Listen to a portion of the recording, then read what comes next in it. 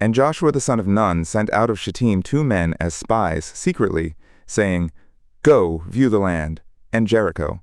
And they went and came into the house of a prostitute whose name was Rahab, and lay there.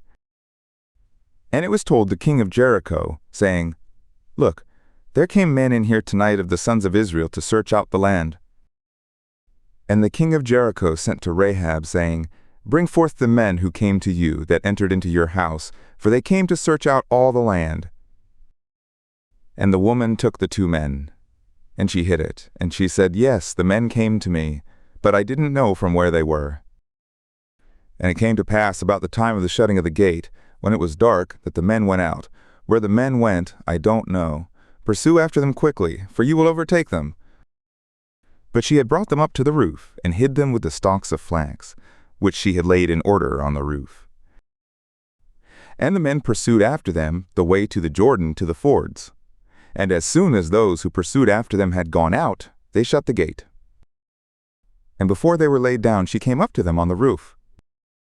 And she said to the men, I know that Yahweh has given you the land, and that the fear of you has fallen on us, and that all the inhabitants of the land melt away before you. For we have heard how Yahweh dried up the water of the Red Sea before you, when you came out of Egypt, and what you did to the 2 kings of the Amorites, who were beyond the Jordan, to Sihon and to Og, whom you completely destroyed. And as soon as we had heard it, our hearts melted, neither did there remain any more spirit in any man, because of you. For Yahweh your God, He is God in heaven above, and on earth beneath. Now therefore I pray you, swear to me by Yahweh, since I have dealt kindly with you, that you also will deal kindly with my father's house, and give me a true token.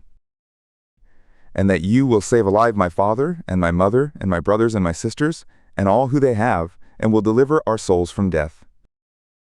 And the men said to her, Our soul for yours, if you do not utter this business of ours. Then it will be, when Yahweh gives us the land, that we will deal kindly and truly with you. Then she let them down by a cord through the window, for her house was on the side of the wall, and she dwelt on the wall.